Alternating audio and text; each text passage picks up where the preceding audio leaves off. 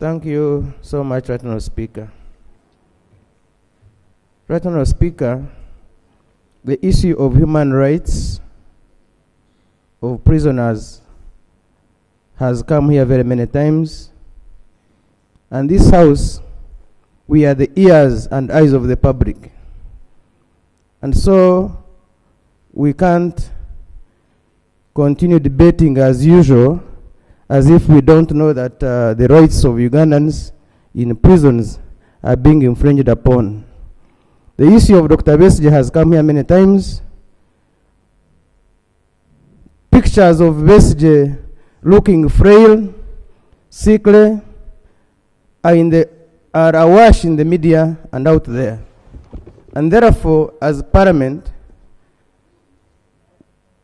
we need to be seen to do something, to take a decision on this issue. And so, as a matter of procedure, Right Honourable Speaker, I don't know whether we can use our powers. We have parliamentary committees on human rights to understand exactly what is happening in Luzira prison in respect to Dr. Besigye and other prisoners. Thank you very much, Right Honourable Speaker. Thank you. The issue of Dr. Besigye, this is an issue, I think Honourable Atkins yesterday raised the same.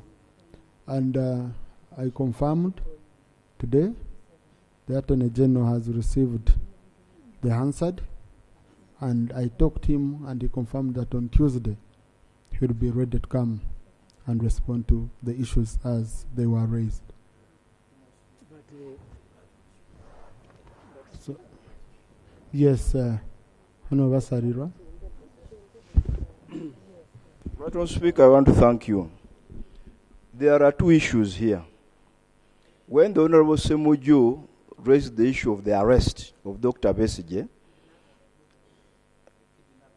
the kidnapping in the real terms, government undertook to come and make a statement, and that is the statement, Right Honourable Speaker, you are referring to. The Attorney General was here yesterday, and he said he would make the statement today. The issue being raised by Honourable Francis Mwijuche is very different. It's about the rights of prisoners, specifically Dr. Besigye. You recall the Minister for Internal Affairs, General David Muhoozi, was here giving an explanation which, in our view, was very unsatisfactory. Right Honourable Speaker, Mwijuche has been to Luzira as a political prisoner. I have been to Luzira as a political prisoner. Semuju there has been to prison as a political prisoner. A good number of us this side, I have been there as political prisoners.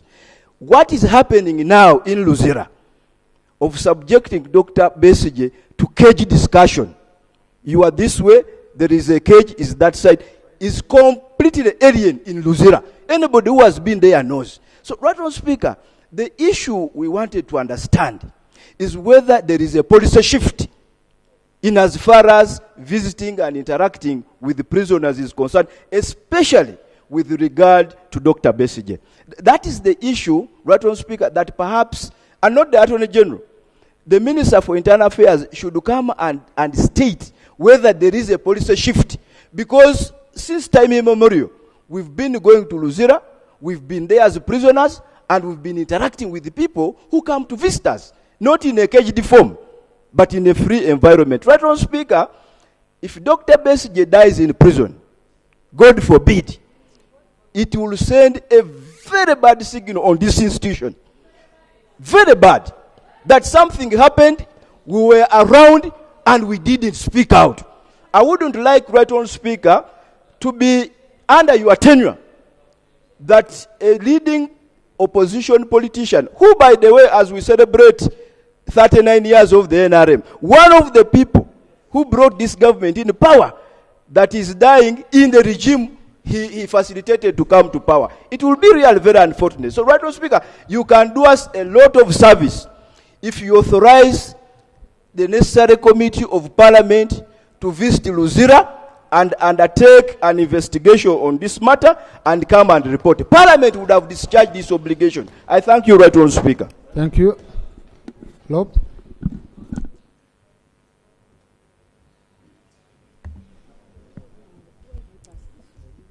Right Honourable Speaker, it's good that now we have government present.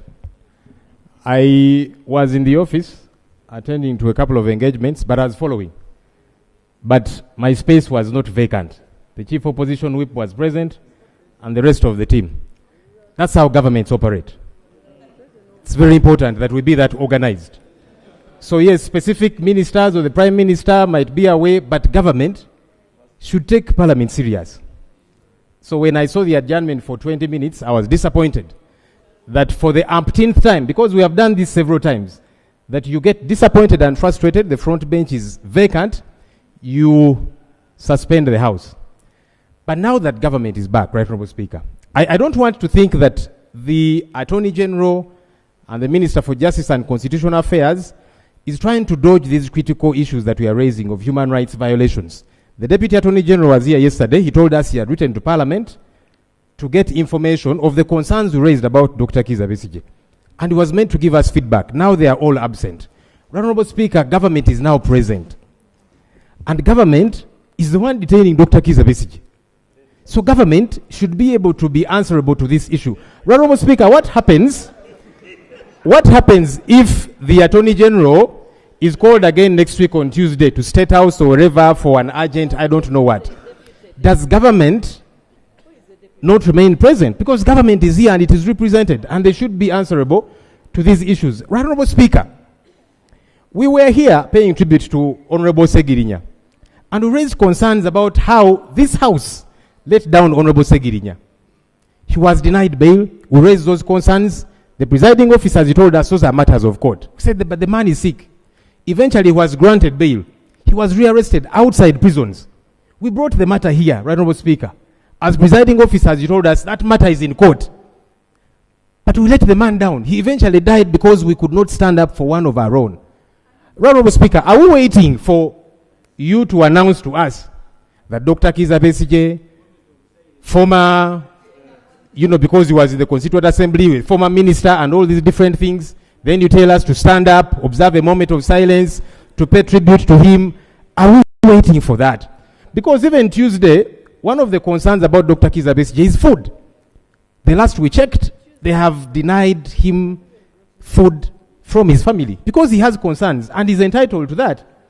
Any day that passes by without these issues being addressed, it puts his life in jeopardy. Are we waiting for that very critical time when tables have turned and then we are here saying all manner of things, rest in peace? Right, Honourable Speaker, we have let down too many people. Let's not let down Dr. Kizza Besigye as well. Thank you. Honourable Semju. Mr. Speaker, when we are talking about matters of rights, I see no appetite from the NRM to participate. The other day you saw how Honorable Akamba was arrested, not even like a chicken thief. Grabbed. The tendency from my experience here is for our colleagues from NRM to think violations are limited to us. I told you here at the beginning of this parliament, I was in B2 in Maxon, where former Vice President Gilbert Bukenya had been a resident, where the Honorable Jim Mwezi had been a resident, the Honorable Mike Mukula, Vice Chairman of NRM, had been a resident. You need to understand how President Museveni works. Many of you, one by one, you will find yourself in prison. You can sit here comfortably because they are talking about Besigye, his opposition. That Besigye we are talking about was the one treating Museveni. Nearly Museveni died in Ruwero. But Besigye tweeted him. This is how he's paying him. This is how he will pay you. You can pretend.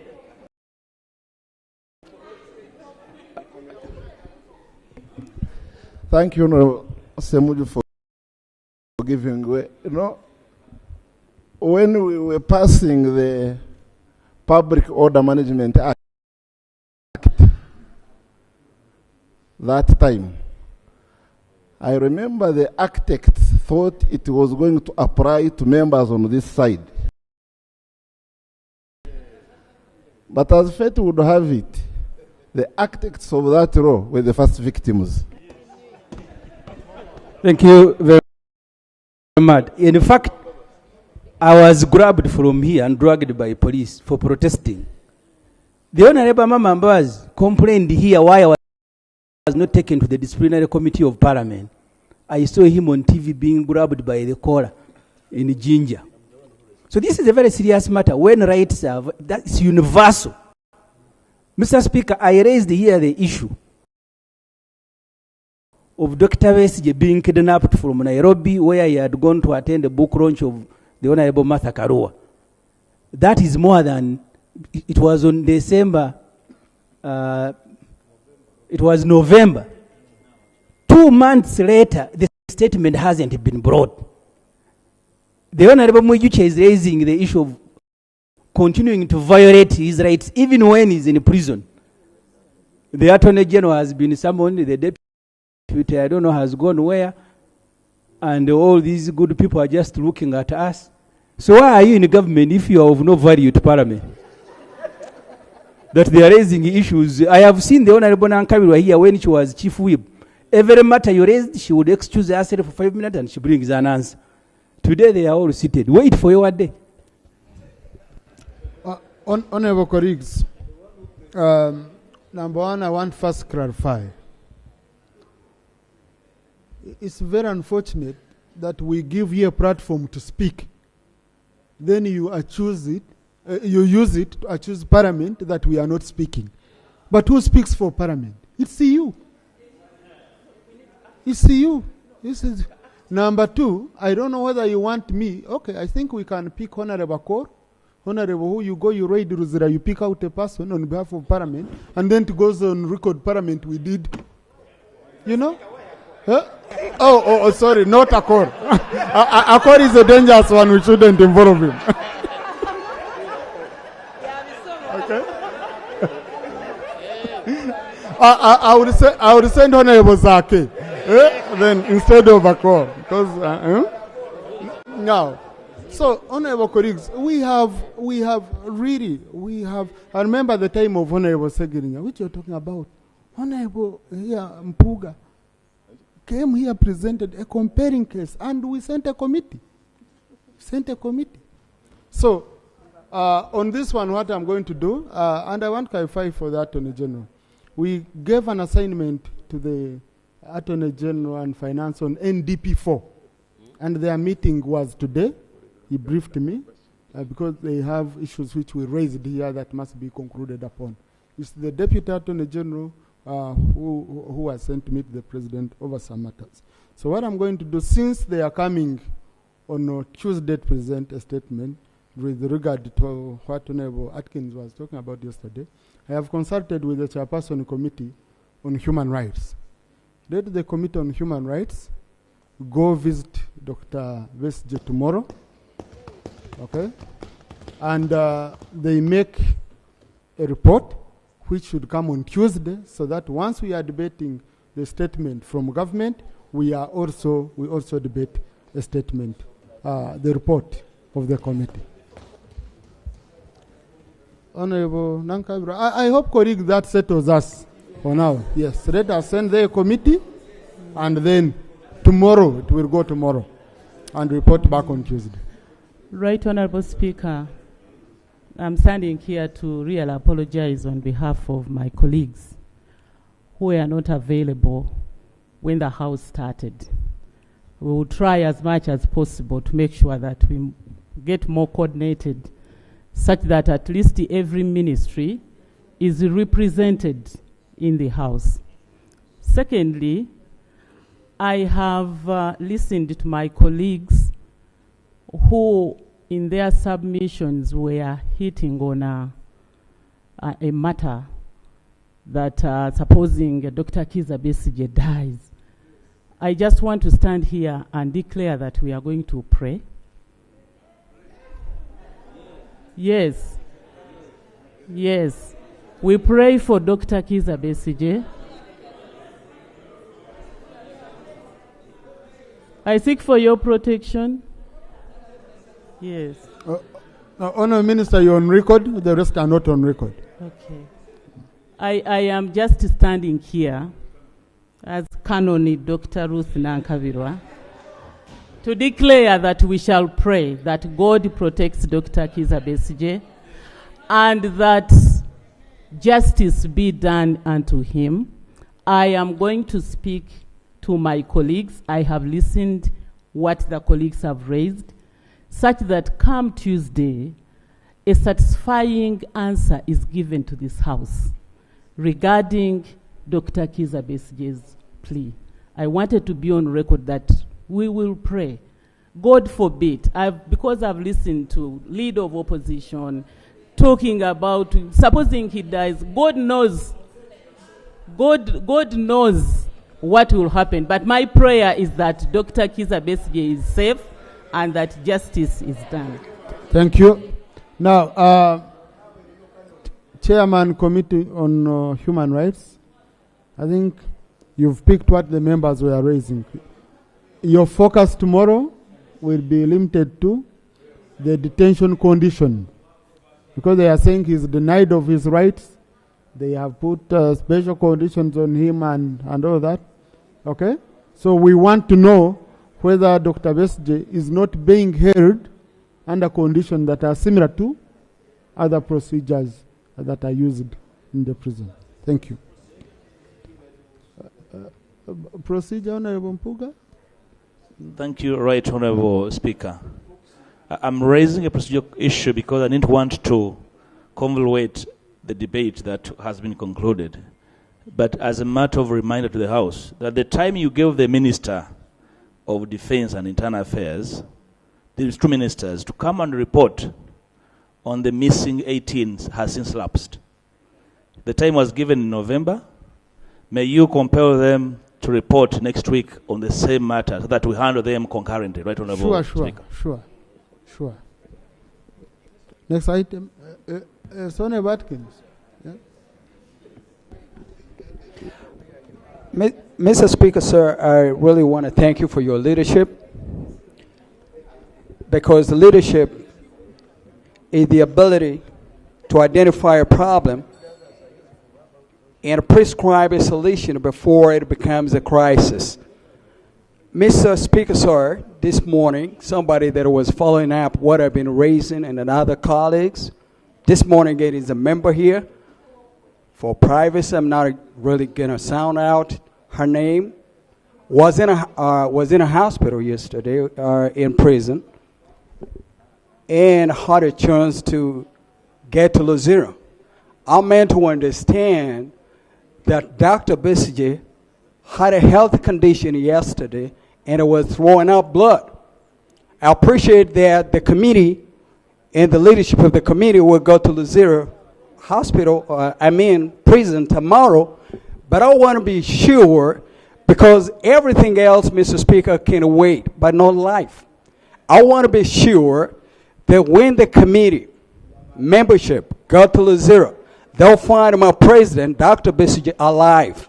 In that matter, I want, Mr. Speaker, if it pleases you, that you provide leadership that a medical team recommended by Dr. Besigye's family himself go check on my president in Luzira, so that we have the assurance that the committee membership will find my leader alive. Mr. Speaker, sir, I really appreciate your leadership on that. Thank you. Thank you. So, honorable colleagues, you see, we are seated in positions of responsibility and power, but that is where we stop.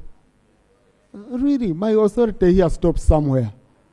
I don't think I have the authority to order that doctors recommended by the family should go, and I think what we've done, honorable colleagues, the Committee on Human Rights has both opposition and government. side, okay, and the ruling side. And I really, really have hope. Dr. Besigye has survived the road. I don't think he will just die tonight, okay? Let's pray for him. Let's pray for him. We all wish him the best. So the best we can do is to ensure that indeed our committee goes there tomorrow.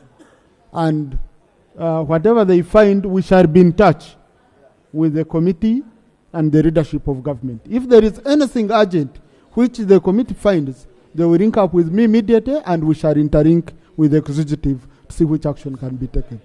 Colleagues, really, on this matter, I request we go. But it's a matter you've ruled upon. Mr. Speaker, my fear, your ruling seemed to limit the Committee on Human Rights. When Council Dr.Kizza was dragged and beaten, I was happy when I saw the tweet attributed to Honorable Fox. I am only praying that you don't limit them. They need to look at all the issues surrounding this matter. If you get lawyers beaten the way, and he was very angry in his tweet, can you allow them to go beyond just the prison, in accordance with the rules, so that they deal with all these issues? You see, you are going to open it, and the committee will request for 45 days. For 30 days. We have an urgent matter, which you've brought here. You have said Besigye, Dr. Besigye is caged. You have said Dr. Besigye is denied food from his own people and medication. And you're saying this is contrary to prison procedures. Okay? So, and we are saying no. Committee go verify that quickly. Then if the committee finds they need to go beyond that scope, they will come and report back here on Tuesday, and we can allow them to go beyond. Oh, yes, Honorable Ssegirinya, finally. Thank you, Mr. Speaker. And I am very happy with your guidance. Very, very happy. And I'm not revisiting that. I only want to join Canon Dr. Ruth Nankabirwa in a prayer that people who behave inhuman come back to God. Number two, Mr. Speaker, with regard to the issue raised by the Honorable Matthias Mpuga of the missing 18, I was again happy with your ruling and guidance. But being a slave of the law, I just wanted to invite you to find pleasure in revisiting and make the order more positive and instructive, because your answer was sure, and in the rules there will be difficulty on the part of Dr. Nankabirwa, who is going to communicate with her absent or ever delinquent colleagues, and also for the Hansard. May I invite you to direct that the ministers come here on Tuesday and bring a report on the missing 18, some of whom we understand have lost their eyes, one has lost his limb. And if I'm telling a lie, let them be produced with their eyes and limbs. Thank you very much. Sure.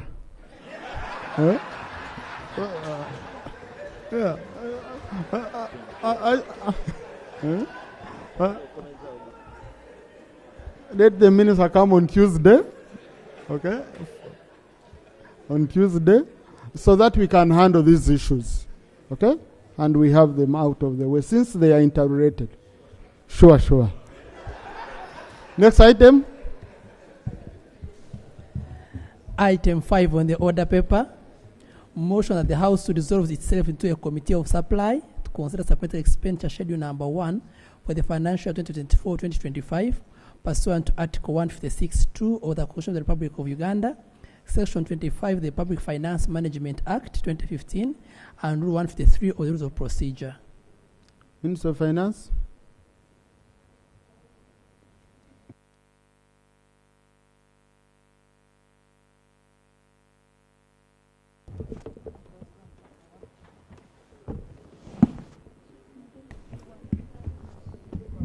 Thank you, Right Honorable Speaker. Right Honorable Speaker, I beg to move a motion that the House resolves itself into a committee of supply to consider the supplemental expenditure schedule number 1 for financial year 2024-2025 pursuant to Article 156(2) of the Constitution of the Republic of Uganda, Section 25 of the Public Finance Management Act 2015, and Rule 153 of the Rules of Procedure of Parliament. I beg to move. Right. The motion is seconded.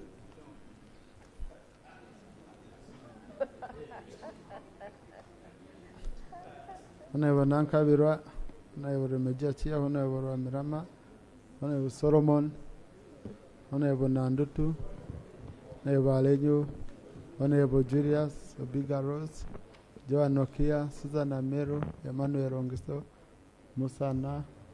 Hey, all of you, and the whole NRM side. All the NRMs.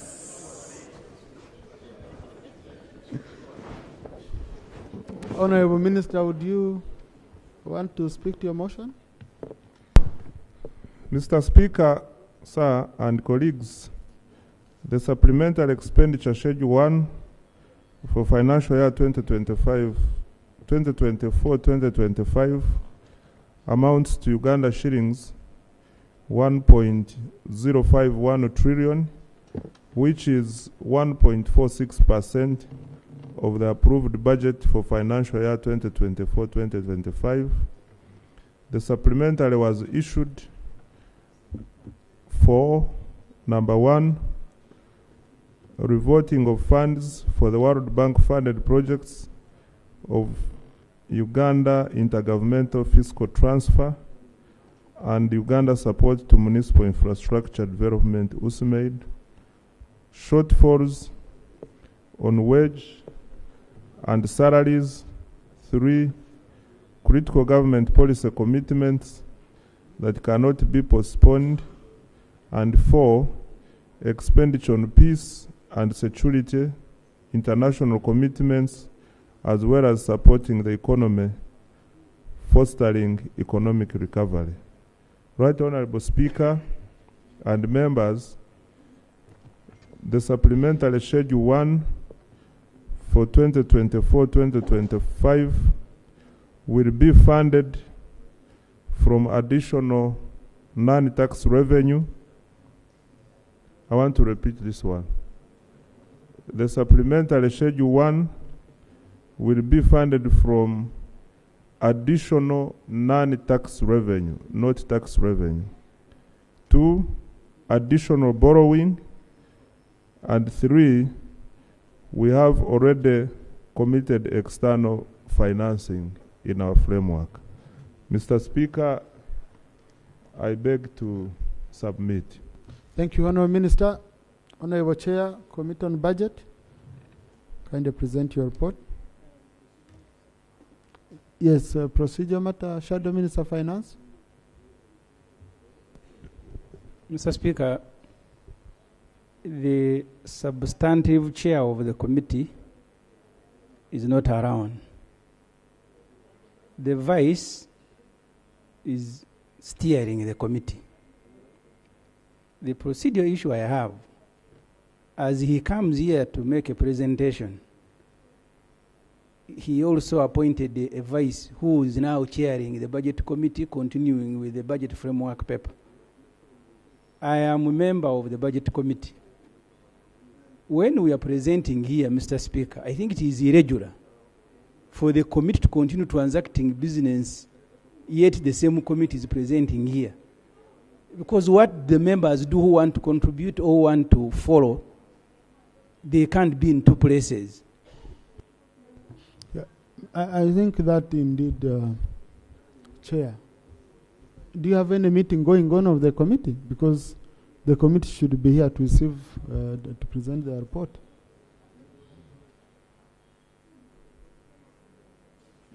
We had broken off for lunch, and maybe I think I will have to find out whether there are some members in there. Yeah, in case there is any ongoing meeting, let all members come here. Okay, great. Okay? Yeah. Clerk coordinate that. Let the clerk coordinate that. Continue presenting the report. The clerk can coordinate that. So for us, we are not privy to what the committee is doing outside. So thank you for alerting us. Thank you, Mr. Speaker, for that guidance. Mr. Speaker, I have here the report of the Budget Committee on Supplementary Expenditure Schedule number 1 for the financial year 2024-25, dated January 2025. Before I go to the report, Mr. Speaker, I beg to lay the minutes and documents that we have in processing this supplementary expenditure on table. Mr. Speaker, and honorable members, on the 19th of December 2024, the Minister of Finance presented to Parliament a supplementary expenditure number 1 of 2024-25 amounting to 1.05 trillion, as highlighted in the table below on the screen. It consists a sum that is lesser than 3% of the legal limit of the total approved budget of the Ugandan shilling 72.136 trillion for the financial year 24-25. Total supplementary expenditure request consumes 0.74 trillion in terms of recurrent expenditure and 0.308 trillion in terms of development expenditure. Mr. Speaker, the methodology is the usual. The stakeholders we interacted with include the Minister of Finance, Planning and Economic Development, all the accounting officers of MDA seeking approval of the supplementary therein, and the legal framework is as per Article 156(2) of the Constitution of the Republic of Uganda, which states that if in respect of any financial year, it is found that the amount appropriated for any purpose under the Appropriation Act is insufficient, or that a need has arisen for expenditure for a purpose for which no amount has been appropriated by that act, or that any monies are being expended for any purpose in excess of the amount appropriated for that purpose, or for a purpose for which no amount has been appropriated by that act, a supplementary estimate showing the sums required or spent shall be laid down before Parliament within 4 months of the money being spent. The above article is operationalized under Section 25 of the Public Finance Management Act as amended, which states as follows. The total supplementary expenditure that requires additional resources over and above what is approved by Parliament shall not exceed 3% of the total approved budget for that financial year without approval of Parliament. Number 2, where funds are expended under subsection 1, supplementary estimates showing the sum spent shall be laid before Parliament within 4 months after the money is spent. Furthermore, Regulation 1856 and 7 of the Public Finance Management Act 2016 provides also as follows. 5. Parliament may approve a supplementary appropriation, or the Minister may approve a supplementary budget, as the case may be, where the supplementary expenditure is unavoidable or unforeseeable. 6. For the purpose of this regulation, unavoidable means an expenditure that cannot be postponed to the next financial year through virement. Unforeseeable does not include any expenditure that was foreseeable by the vote at the time of preparation of the budget of the vote, or an expenditure that should have been included in the budget of the vote. 7. Any expenditure which is in excess of the appropriated budget of vote, which is not in accordance with this section, shall be treated as a loss of public funds as provided for under Section 79(1) of this Act. Right Honourable Speaker and colleagues, according to Rule 153(2) of the Rules of Procedure of Parliament, the supplementary estimates presented to Parliament shall clearly spell out the source of funding for the supplementary request for each vote. And the table 2, Mr. Speaker, shows the sources of funding for this supplementary. It is from additional external financing, escrow account in Stanbic Bank, local revenue, local government, NTR, and others. Committee observations and recommendations. Part 1 is funded supplementary. That is Uganda shillings 97.263 billion. Vote 003, Office of the Prime Minister. Uganda shillings 12.635 billion.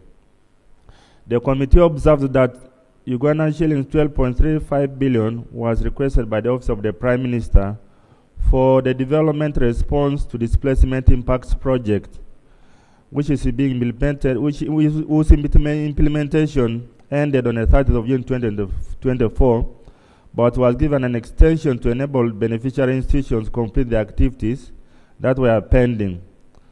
Unfortunately, this money was swept back at the end of the financial year, so we had to approve this money, but we are voting it back. Accordingly, World Bank released funds for completion of the project in order to meet the deadline of the October 2024. The committee recommends approval of 12.63 billion to vote 003, Office of the Prime Minister, for this purpose. Vote 007, Ministry of Justice and Constitutional Affairs. That requires 24.102 billion. The committee observes that